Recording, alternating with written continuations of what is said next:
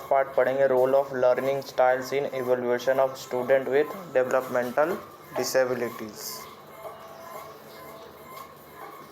यानी कि रोल क्या होता है लर्निंग स्टाइल्स का स्टूडेंट विथ डेवलपमेंटल डिसेबिलिटीज़ के लिए। तो diversity of student engage in higher education continue to expand, यानी कि विभिन्न विभिन्न प्रकार के बच्चे जो है वो एंगेज हो रहे हैं हायर एजुकेशन में, कंटिन्यू उनका एजुकेशन सिस्टम में जो है दिलचस्पी जो है बढ़ रही है, बढ़ोतरी होती जा रही है दिन ब दिन। Student come to college institute with differing learning styles, बहुत सारे ऐसे बच्चे हैं जो इंस्टीट्यूट में, कॉलेज में या जो है पढ़ने के लिए आते हैं, ठीक है। और उन सब की लर्निंग स्टाइल्स क्या होती है, अलग अलग होती है। कोई लिख करके अच्छे से बता पाएगा, कोई पढ़ करके रीड करके अच्छे से बता पाएगा, ठीक है। कुछ देख करके बता पाते हैं, कुछ सुन करके अच्छे से टॉपिक को समझ लेते हैं। तो सबकी अलग अलग लर्निंग स्टाइल्स होती हैं। Benchmark definition of learning style. Benchmark जो है उसने बेंचमार्क में कैसे लर्निंग स्टाइल्स को कैरेक्टरिस्टिक्स किया है, तो इन्होंने 4 भागों में विभक्त किया है। पहला है कोग्निटिव स्किल्स, 4 स्किल्स में ये लर्निंग स्टाइल्स को बताते हैं। जैसे कि एक हो गया cognitive skills, effective skill and psychological behaviour. 3 types में psychological behaviour that serve as relatively stable indicators of how learner perceive, interact with and respond to the learning environment. यानी कि कोग्निटिव स्किल्स के माध्यम से पता लगाएंगे कि बच्चे का लर्निंग स्टाइल क्या है, इफेक्टिव स्किल्स के माध्यम से लगाएंगे, और साइकोलॉजिकल बिहेवियर के थ्रू जो है यह पता लगाने का प्रयास करते हैं कि लर्नर जो है कैसे परसीव करता है, कैसे इंटरेक्ट करता है दूसरे पर्सन्स के साथ, और रिस्पॉन्ड कैसे करता है लर्निंग एनवायरनमेंट में। अगर एक क्लासरूम में बच्चा बैठा हुआ है तो जो हम बता रहे हैं, किसी भी टॉपिक को हम बता रहे हैं, तो वो परसीव यानी कि ग्रहण कैसे कर रहा है अपने भीतर, वो लर्न कैसे कर पा रहा है, ठीक है, किसके माध्यम से, चाहे वो सुन कर के समझ रहा है वो टॉपिक को या लिख कर के समझ रहा है, ठीक है। इंटरेक्ट विथ यानी टीचर्स के साथ उसका इंटरेक्शन कैसा है, स्टूडेंट के साथ कैसा इंटरेक्शन है, और साथ ही साथ respond to the learning environment, यानी कि जब टीचर्स बच्चे से पूछ रही है सवाल तो बच्चा क्या रिस्पॉन्ड दे पा रहा है या नहीं, या कोई उसका क्लासमेट्स है कुछ उसे समझ नहीं आया, उसने उस टॉपिक के बारे में उसने सब समझाया है, या पूछ रहा है कोई व्यक्ति, ठीक है, तो क्या वो रिस्पॉन्ड दे पा रहा है, उन सवालों का जवाब दे पा रहा है कि नहीं लर्निंग एनवायरनमेंट में। तो ये सारी चीज़ें देखना है, ये सारी चीज़ें जो है लर्निंग स्टाइल्स में देखी जाती हैं। With various ethics and culture backgrounds from a multitude of training programs and learning styles are considered by many to be one factor of success in higher education. Various types of ethics हैं हमारे, और cultural background से, अलग अलग background से बच्चे आते हैं पढ़ने के लिए, उनके अलग अलग एथिक्स है, अलग अलग भाषाएं हैं, पहनावा, रहन सहन, खान पान सबका अलग अलग है, लेकिन सभी जो है एक साथ आकर के एक ट्रेनिंग प्रोग्राम में लर्निंग स्टाइल्स है। जैसे कोई भी एक जैसे इंस्टीट्यूशंस में आते हैं तो सब एक समान होते हैं, कोई अलग नहीं होता है, किसी के साथ कोई भेदभाव नहीं किया जाता है, ठीक है। तो उसमें हमें देखना कि कैसे कौन सा बच्चा किस लर्निंग स्टाइल्स के माध्यम से सीख पाता है या लर्न कर पाता है, ये चीज़ हमें उसमें देखना होता है। VAR के मॉडल यानी कि विजुअल, ऑडिटरी, काइनेस्थेटिक और रीडिंग या राइटिंग, ठीक है। ये मॉडल जो है, वार्क मॉडल जो है, ये नील फ्लेमिंग ने डेवलप किया था, ठीक है। इन्होंने 4 मेन टाइप्स बताए थे लर्नर्स के, कि 4 प्रकार के लर्नर्स होते हैं। एक विजुअल जो देख करके सीखते हैं, दूसरा ऑडिटरी जो सुन करके सीखते हैं, तीसरा है काइनेस्थेटिक या टैक्टाइल जो कि स्पर्श करके ऑब्जेक्ट को छू करके सीखते हैं, और चौथा है रीडिंग या राइटिंग के माध्यम से सीखते हैं। अब वार्ग मॉडल के अनुसार जो है प्रीडोमिनेंट लर्निंग स्टाइल्स होती है, ठीक है। ये जो है प्रीडोमिनेंट लर्निंग स्टाइल्स हैं।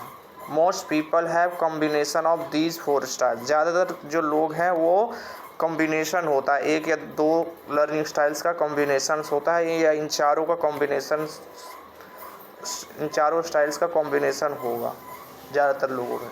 अब विजुअल लर्नर्स प्रेफर क्या करते हैं, वो विजुअल एड्स के माध्यम से सीखेंगे। जैसे कि डायग्राम्स बना है, कोई एक टॉपिक है, उसको हमने डायग्राम के रूप में या चार्ट के रूप में या इमेज के रूप में शो कर दिया, तो व्यक्ति जो है या बच्चा जो है सीख जाएगा, अंडरस्टैंड कर जाएगा, समझ लेगा, ठीक है। और इन्फॉर्मेशन को बेहतरीन तरीके से प्रेजेंट करना, ये है विजुअल लर्नर्स, प्रेजेंट कर पाएगा। ऑडिटरी लर्नर्स ये लिसन यानी कि सुन करके पढ़ते हैं, याद करते हैं। एंड वर्बल कम्युनिकेशन के माध्यम से सीखते हैं। दे बेनिफिट फ्रॉम लेक्चर के माध्यम से, डिस्कशन हो रहा है तो उसके माध्यम से, या ऑडियो रिकॉर्डिंग है, ठीक है, किसी टॉपिक पे ऑडियो रिकॉर्डिंग सुन रहे हैं तो उसको सुन करके इनको सब कुछ समझ में आ जाता है, ठीक है, और ये बता भी सकते हैं आपको। काइनेस्थेटिक लर्नर्स जो कि लर्निंग बाय डूइंग के ऊपर डिपेंड है, ठीक है, यानी खुद से करना है। इसमें क्या करते हैं, खुद से बच्चा हैंड आउट एक्टिविटी करेगा, जो भी एक्टिविटी हम करा रहे हैं बच्चा उसमें एंगेज होगा, ठीक है। एंड द ग्रास्प इन्फॉर्मेशन यानी डीपली इन्फॉर्मेशन जो है वो फिजिकल मूवमेंट के सहायता से, या एक्सपेरिमेंटल मेथड के सहायता से, या प्रैक्टिकल एक्सपीरियंस के माध्यम से जो है बच्चा सीखता है इसे। रीडिंग एंड राइटिंग लर्नर्स कौन से होते हैं, ये टेक्स्ट को रीड करके सीखते हैं या फिर खुद के नोट्स प्रिपेयर करेंगे। रीड करेंगे टेक्स्ट को और फिर नोट्स प्रिपेयर करेंगे।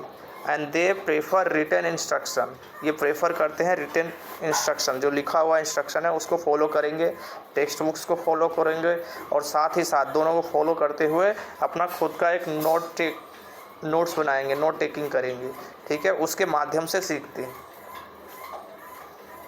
Learning styles help educator tailor instruction method to accommodate diverse learner. Learning styles क्या है, हेल्प करता है स्पेशल एजुकेटर या फिर जो भी टीचर्स हैं उनकी हेल्प करता है इंस्ट्रक्शन मेथड देने में, ताकि जो बहुत डाइवर्स लर्नर्स है, बहुत सारे तरीके के जो लर्नर्स है वो, और साथ ही एक इंक्लूसिव लर्निंग एनवायरनमेंट क्रिएट करने में सहायक होता है लर्निंग स्टाइल, ठीक है। बाय इनकॉर्पोरेटिंग विजुअल एड्स की सहायता से, वर्बल एक्सप्लेनेशन की सहायता से, हैंड्स ऑन एक्टिविटीज़ की सहायता से और रिटन मटेरियल्स के माध्यम से जो है टीचर जो है बच्चे को इंगेज करता है डिफरेंट लर्निंग प्रेफरेंस के लिए, ठीक है, या लर्निंग एक्टिविटीज़ के लिए बच्चे को प्रेफरेंस करता है, अपॉर्चुनिटी प्रोवाइड करता है कि बच्चा सीख सके। अब रोल क्या है लर्निंग स्टाइल्स का, तो मेन इसका रोल है लर्निंग स्टाइल का फॉर्मेटिव असेसमेंट के लिए, ठीक है, असेसमेंट करने के लिए। इसका फॉर्मेटिव असेसमेंट जो है एक महत्वपूर्ण भूमिका निभाता है किसी भी बच्चे को लर्निंग को चेक करने के लिए, या बच्चे का कौन सा लर्निंग स्टाइल है उसको जानने के लिए, ठीक है। इसके माध्यम से बच्चे का फीडबैक कैसा जा रहा है, यानी बच्चा जो है बोल करके बता पा रहा है आपको, टॉपिक समझा रहा है, या फिर लिख करके बता रहा है, ठीक है, या फिर विजुअली प्रेजेंट कर रहा है, ठीक है, या रीड या राइट करके बता पा रहा है आपको। तो ये सारी चीज़ें जानकारी जो है टीचर्स को कैसे फॉर्मेटिव असेसमेंट के माध्यम से पता चलती है। It allows educators to identify area where student may be struggle and adjust, but साथ ही साथ टीचर्स आइडेंटिफाई कर पाते हैं उन एरियाज़ को जहाँ पे बच्चा स्ट्रगल करता है या एडजस्ट करता है, तो उसके अनुसार जो है टीचर अपना प्रिपरेशन करेगा, अपनी स्ट्रेटजी बनाएगा कि बच्चा जो है जिस एरिया में वीक है उसको स्ट्रॉन्ग किया जा सके। By using formative assessment technique, अब टेक्निक्स कौन कौन सा यूज़ कर सकते हैं, तो हम क्विज क्लास में क्विज करा सकते हैं बच्चों के साथ, ठीक है, सारे बच्चे क्लासमेट्स क्विज करें, क्लास डिस्कशन करा सकते हैं, साथ ही साथ ऑब्जर्वेशन भी हो सकता है। एजुकेटर कैन गेन ऑब्जर्वेशन से के माध्यम से हम जान पाएंगे कि बच्चा कौन से स्टाइल से या कौन से लर्निंग स्टाइल्स के माध्यम से वो कर पा रहा है सवालों को या कैसे जवाब दे रहा है। और साथ ही साथ स्टूडेंट का comprehension and adjust there instructional approach, जो हमने इंस्ट्रक्शन दिया है क्या स्टूडेंट जो है उसको फॉलो कर रहा है या नहीं कर रहा है, या समझा है बच्चे ने उस इंस्ट्रक्शन को फॉलो करते हुए उसको समझ लिया है, अंडरस्टैंड कर पा रहा है या नहीं। ये सारी चीज़ें जो है इसमें देखी जाती हैं। Formative assessment also empower student bye involving them in learning process. Formative assessment क्या है, बच्चे को एम्पावर करता है कि वो बढ़ चढ़ के जो है कोई भी एक्टिविटी है तो उसमें भाग ले, इन्वॉल्व हो, ठीक है, लर्निंग प्रोसेस जो है उसमें इन्वॉल्व हो। और हमेशा जो है इसमें क्या फॉर्मेटिव असेसमेंट के माध्यम से बच्चे का रेगुलर फीडबैक जो है मिलता रहेगा टीचर को, और पता चलता रहेगा कि बच्चे का लेवल क्या है। और साथ ही साथ बच्चे को अपॉर्चुनिटी मिलती है कुछ नया सीखने का, कुछ नया करने का, और सेल्फ असेसमेंट करने की भी अपॉर्चुनिटी मिलती है। And peer assessment, self assessment यानी खुद का असेसमेंट करना, और पीयर असेसमेंट मतलब अपने क्लासमेट्स का असेसमेंट करने में भी सहायक होती है या फिर उसको करने के लिए प्रोत्साहित किया जाता है। Student can actively reflect on their learning progress and make informed decision about their own educational journey. यानी बच्चे को साथ ही साथ एक्टिवली एक्टिव रहना है लर्निंग के साथ, जो भी हम लर्निंग प्रोसेस है उसके साथ बच्चे हमेशा एक्टिव रहे, इस चीज़ का ध्यान रखना है। और साथ ही साथ बच्चा डिसीज़न लेने में खुद जो भी जर्नी पे जा रहा है, जैसे एजुकेशनल जर्नी पे हम जा रहे हैं, तो बच्चा डिसीज़न लेने में घबराए नहीं, खुद से वो डिसीज़न ले पाए, इतना काबिल हमें उसे बनाना है। ये सारे चीज़ें हमें बच्चा खुद से डिसीज़न ले पा रहा है किसी भी टॉपिक के ऊपर कि नहीं, ये भी ध्यान रखना हमारा ही कार्य है। Teaching and learning process, educators and can create a dynamic and responsive learning environment. Teacher और लर्निंग प्रोसेस दोनों जो है, टीचिंग यानी पढ़ाना और लर्निंग प्रोसेस जो सिखाना है, एजुकेटर यानी जो टीचर जो है वो क्या करेगा, एक टीचिंग और लर्निंग प्रोसेस जो है क्रिएट करेगा डायनेमिक रूप से, और साथ ही साथ एक रिस्पॉन्सिव लर्निंग एनवायरनमेंट भी तैयार करेगा जिसमें अलग अलग नीड्स के, डाइवर्स नीड्स के बच्चे होंगे जिनको सपोर्ट्स की आवश्यकता है, उनको सपोर्ट्स प्रोवाइड कराएगा, ठीक है। साथ ही साथ जो बच्चे लर्निंग स्टाइल से सीख रहे हैं उनको उनके माध्यम से सिखाने का प्रयास किया जाएगा। साथ ही साथ उसको अब जो लर्निंग स्टाइल्स है पता चल गया कि हाँ बच्चे को ये दिक्कतें हैं, इन चीज़ों में, इन एरियाज़ में या ये में जो है दिक्कतों का सामना करना पड़ रहा है या स्ट्रगल कर रहे हैं, तब फिर हम क्या करेंगे, एनवायरनमेंट क्रिएट करेंगे, इम्प्लीमेंट करेंगे, फिर लर्निंग स्टाइल्स को हम इम्प्लीमेंट करेंगे, ठीक है। और उसमें हम टीचिंग स्ट्रेटजीज़ का प्रयोग करते हुए एक बच्चे का एप्रोप्रिएट स्टूडेंट असेसमेंट मेथड के माध्यम से रिकॉग्नाइज करेंगे यानी पहचान करेंगे कि बच्चे को कौन सी टीचिंग स्ट्रेटजीज़ के माध्यम से सिखाना चाहिए। फॉर्मेटिव असेसमेंट यह भी इसका ही रोल है। फॉर्मेटिव असेसमेंट के माध्यम से हमें ये पता चलेगा कि बच्चे को कौन सी टीचिंग स्ट्रेटजी, क्या नीड्स है बच्चे को, किस चीज़ में स्ट्रगल हो रहा है, और कौन सा टीचिंग स्ट्रेटजी जो है हमें बच्चे को के ऊपर लागू करना चाहिए, या फिर कौन से टीचिंग स्ट्रेटजी से हम बच्चे को सिखा सकते हैं। और साथ ही साथ उन्हें more inclusive and effective learning experience मिलना चाहिए, एक्सपीरियंस, और एक लर्निंग एनवायरनमेंट भी तैयार करना चाहिए। अब चाइल्ड्स लर्निंग स्टाइल्स, अब बच्चों का लर्निंग स्टाइल्स कैसे होता है,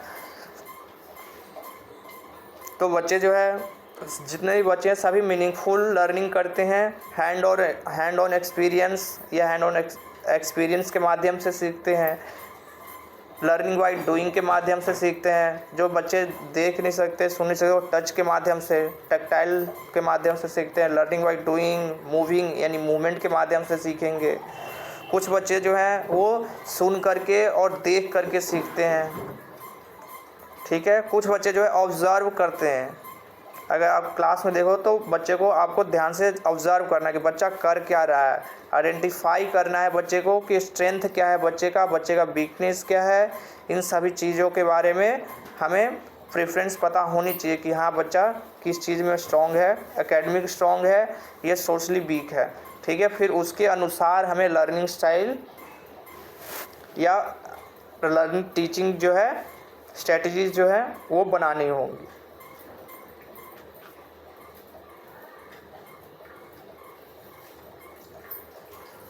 type of learning styles, 4 main types of learning style जो हमने ऊपर भी पढ़ा था। विजुअल, जो देख करके सीखते हैं, through seeing, visual learner through seeing, child who are visual processors tend to observe parent और टीचर बॉडी लैंग्वेज। बच्चे जो है पेरेंट्स या टीचर्स का बॉडी लैंग्वेज या फेशियल एक्सप्रेशंस को देख करके लर्न करते हैं, डिमोन्स्ट्रेट करते हैं या डिस्क्रिप्शन, यानी जैसे बच्चे पेरेंट्स करेंगे वैसे ही बच्चा भी उसी प्रकार से सीखेगा। जैसे टीचर्स का लैंग्वेज होगा, उनकी भाषा होगी, बातचीत करने का तरीका होगा, बच्चा भी उसी प्रकार पेरेंट्स की ही भाषा बोलेगा या टीचर्स जैसे बर्ताव करते हैं बच्चा भी उसी के अनुसार बर्ताव करना सीख जाता है। साथ ही साथ इमेजिनेशन डेवलप होगी, बच्चे की थिंकिंग, सोचने की समझने की क्षमता जो है बच्चे के अंदर, माइंड मैपिंग। ठीक है, ये सारे चीज़ें विजुअल लर्नर्स जो हैं कर पाते हैं। साथ ही साथ टू मच मूवमेंट और एक्शंस के माध्यम से भी बच्चे जो है बता पाते हैं क्लासरूम में। For older children who read write instruction may help clarify verbal direction. Verbal direction को क्लैरिफाई करने के लिए बच्चे कभी कभार क्या है रीड करते हैं या राइट करते हैं इंस्ट्रक्शन, जो फॉलो करना है इंस्ट्रक्शन उनको एक बार रीड आउट करते हैं। दूसरा ऑडिटरी लर्नर्स, जो लिसन यानी सुन करके लर्न करते हैं, जिनको ऑडिटरी प्रोसेसिंग लर्नर है जो बच्चे या जिनको परेशानी है। थ्रो पार्टिसिपेट इन डिस्कशन, ठीक है, पार्टिसिपेट कर रहे हैं डिस्कशन के माध्यम से and taking thing through. Verbal discussion में हेल्प क्लैरिफाई इंस्ट्रक्शन और रिटर्न इन्फॉर्मेशन। मान लो रिटर्न इन्फॉर्मेशन नहीं समझ में आ रहा है लेकिन वर्बल डायरेक्शन के माध्यम से जो है वो इंस्ट्रक्शंस को फॉलो कर सकते हैं या क्लैरिफाई कर सकते हैं। साथ ही साथ टू मच नॉइज़, बहुत ज़्यादा नॉइज़ होने के कारण जो है बच्चे डिस्ट्रैक्ट हो जाते हैं एक्टिविटीज़ से। जो ऑटिज़म वाले बच्चे हैं बहुत जल्दी डिस्ट्रैक्ट हो जाते हैं। थोड़ा सा हल्का सा साउंड भी अगर होगा, क्लास में नॉइज़ ज़्यादा होगा तो बच्चे कंसंट्रेट नहीं कर पाते हैं। And children with this strength may be learn best in good environment. ऐसे बच्चे एक शांत एनवायरनमेंट रहना पसंद करते हैं और उनका लर्निंग जो है बेहतरीन होता है, बेस्ट होता है। टेक्टाइल लर्नर्स, जो टच के माध्यम से सीखते हैं, ठीक है। Children who are more tactile prefer activities और project that allow them to use their hand. अपने हाथों से उसे सीखते हैं, खुद से करके लर्निंग बाई डूइंग, यानी खुद से करते हैं। एंड चाइल्ड में प्रेफर डॉडलिंग और ड्राइंग टू ऐड मेमोरी। वो ड्राइंग के माध्यम से जो है कोई भी एक्टिविटीज़ हो या कोई भी टॉपिक हो, ड्राइंग के माध्यम से उसे समझते हैं और उसे बताने का प्रयास करते हैं। काइनेस्थेटिक लर्नर जो है लर्निंग थ्रू मूविंग या डूइंग, लर्निंग बाय डूइंग के माध्यम से काइनेस्थेटिक लर्नर सीखते हैं। Children who are more kinesthetic learner through physical sensation, ठीक है। उनको फिजिकल सेंसेशन, कुछ बच्चे हैं जो फिजिकल सेंसेशन नहीं कर पाते हैं, उनको बैठने में दिक्कत होता है, लंबे समय तक बैठ नहीं सकते हैं, तब क्या करते हैं वो हैंड ऑन अप्रोच एक्टिविटीज़ उन्हें कराया जाता है। तो बच्चे जो उसमें एक्टिवली पार्टिसिपेट करते हैं और फिजिकल वर्ल्ड की सहायता से वो लर्न कर पाते हैं। How can you determine your child learning style. हम कैसे पता लगाएं कि कौन बच्चे को कौन सा लर्निंग स्टाइल है। The best way to learn about child learning style to observe, यानी हमें तरीका एक यही बेस्ट तरीका है कि हम उसे ऑब्ज़र्व करें, देखें ध्यानपूर्वक कि बच्चा जो है ही और सी इज डूइंग, क्या कर रहा है या क्या कर रही है। एक्शन, इंटरेस्ट, बच्चे का एक्शन कैसा है, ठीक है, काम कैसे कर पा रहा है, फास्ट करता है, स्लो करता है, ठीक है। इंटरेस्ट, बच्चे का इंटरेस्ट किस चीज़ में है, किस एरिया में इंटरेस्ट है, ये हमें जानना है। And preference will provide information, preference भी देना है। एंड अबाउट हाउ ही और सी प्रोसेसिंग इन्फॉर्मेशन, यानी बच्चा कैसे इन्फॉर्मेशन को गेन कर पाता है, ये सारी चीज़ें के बारे में हम ऑब्जर्वेशन के माध्यम से सीख सकते हैं। If your child has developmental delays, अगर आपका बच्चा डेवलपमेंटल डिलेज है, अगर आपके बच्चे में डेवलपमेंटल डिलेज है तो find out to focus what your child is not at doing, आपको फोकस करना है कि बच्चा क्या नहीं कर पा रहा, ठीक है। और ये भी ट्राई करें फोकस करने की, ये भी जानने का प्रयास करें कि आपके बच्चे का स्ट्रेंथ क्या है, आपके बच्चे का फेवरेट एक्टिविटीज़ क्या है, वर्क क्या है, ठीक है। और all the children even the most challenge, बहुत सारे बच्चों को चैलेंज का सामना करना पड़ता है। Have interest and identify this help increase a child motivation for learning, इनको जो है जब हम आइडेंटिफाई कर लेते हैं तो उनको हेल्प की आवश्यकता पड़ती है और साथ ही साथ उनको मोटिवेशन की भी आवश्यकता पड़ती है। उनको इंक्रीज मोटिवेशन, यानी मोटिवेशन को बढ़ाना चाहिए उनको। अब activities what they are meaningful for a child, मतलब कैसे एक मीनिंगफुल एक्टिविटीज़ के बारे में हम कैसे जानें, ठीक है, कि बच्चा एक मीनिंगफुल एक्टिविटीज़ कैसे करता है या क्या कर रहा है। What type of toys does she prefer, यानी कि सवाल पूछ सकते हैं हम बच्चे से, ठीक है, कि बच्चा किस टाइप का टॉयज पसंद करता है, खिलौना किस प्रकार का पसंद करता है। या फिर ये भी कि एक्टिविटीज़, कौन सा एक्टिविटी उसे प्रेफर अच्छा लगता है, प्रेफरेंस वो पहले कौन सी एक्टिविटीज़ को देगा, या मूवमेंट जो है, कार्य करने की क्षमता जो है, या फिर किस तरीके से वो काम करना पसंद करेगा, ठीक है। ये सारी चीज़ों के बारे में हमें जानना है। Does he like to read books and draw picture, बच्चे को बुक पढ़ना पसंद है या फिर पिक्चर्स को ड्रॉ करना पसंद है, ये हमें जानना है।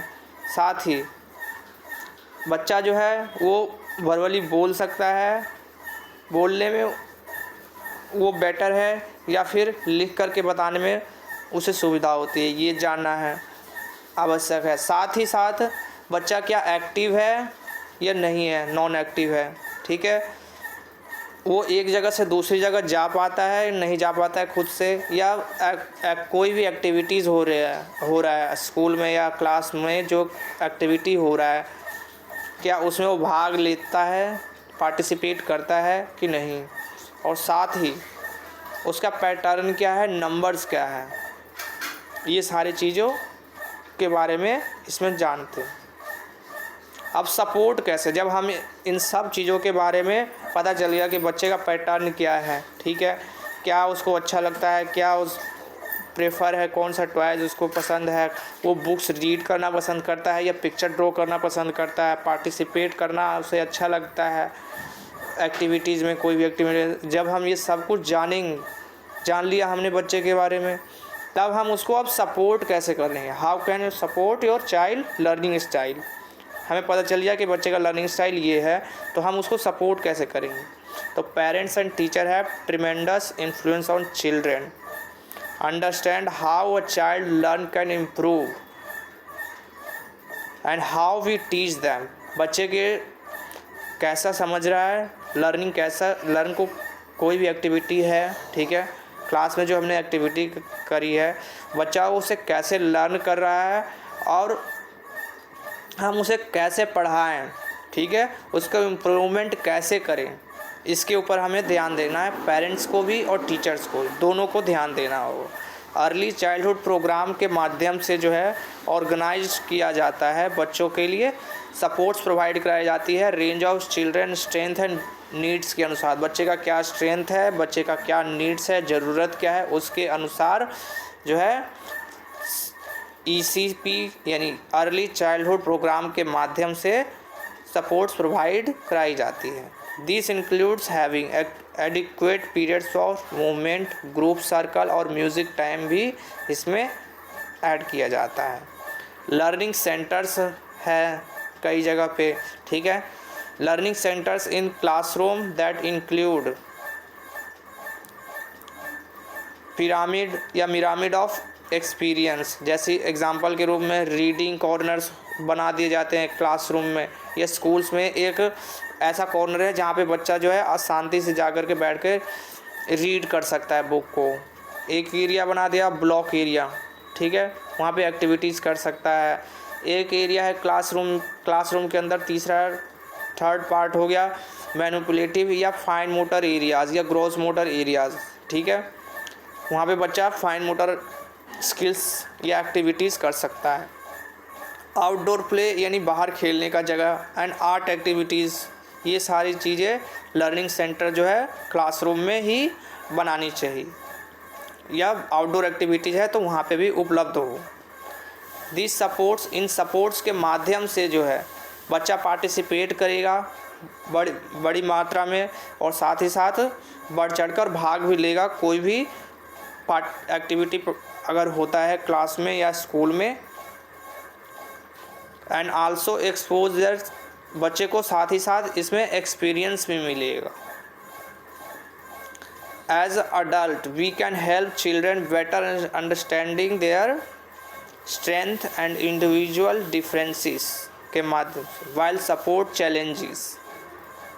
हम इसके माध्यम से जैसे अडल्ट हो गए बच्चे, ठीक है, तो हम उनकी सहायता कैसे कर सकते हैं बेटर अंडरस्टैंडिंग के लिए। उनकी स्ट्रेंथ क्या है, इंडिविजुअल डिफरेंसेस जो हैं या चैलेंज जो उनको आ रहे हैं उनको सपोर्ट हमें करना है। साथ ही साथ रियल वर्ल्ड एक्सपीरियंस भी उनको प्रोवाइड कराना है लर्निंग के माध्यम से जो अडल्ट बच्चे हैं। For example if your child interest in fishing और एक्वेटिक लाइफ, मान लो आपका बच्चा जो है इंटरेस्ट फिशिंग करने में या एक्वेटिक लाइफ में इंटरेस्ट रखता है, तब हम उसे विज़िट एक्वेटेरियम में, यानी हम एक्वेरियम में उसे लेकर जाकर विज़िट करा सकते हैं, दिखा सकते हैं एक रियल लाइफ में कि हाँ बच्चों देखो इस तरह के एक्वेरियम होता है, यहाँ पे इस प्रकार की फ़िश होती हैं। रियल लाइफ एक्सपीरियंस देना अति आवश्यक है ताकि बच्चे को बेटर अंडरस्टैंडिंग हो सके, बेहतरीन लर्निंग हो सके उसका। And your child will retain more information, अधिक से अधिक जानकारी प्राप्त कर सके और उसका जो है अंडरस्टैंडिंग जो है वो बढ़ सके और डेवलप हो सके। माइंड मैपिंग जो है उसका डेवलप हो सके। इफ़ इंफॉर्मेशन इज़ मीनिंगफुल, और साथ ही साथ हमें इन्फॉर्मेशन जो है मीनिंगफुल देना चाहिए। And presented in a way that meets her individual learning styles, जिसके माध्यम से बच्चे का लर्निंग स्टाइल जो है और बेहतरीन हो सकता है, डेवलप हो सकता है। 4 प्रकार की लर्निंग स्टाइल्स बताई थी, विजुअल, ऑडिटरी, काइनेस्थेटिक और रीड एंड राइट। अब विजुअल में हम क्या करते हैं, इमेजेस, ग्राफ्स और विजुअल एक्टिविटीज़ कराते हैं।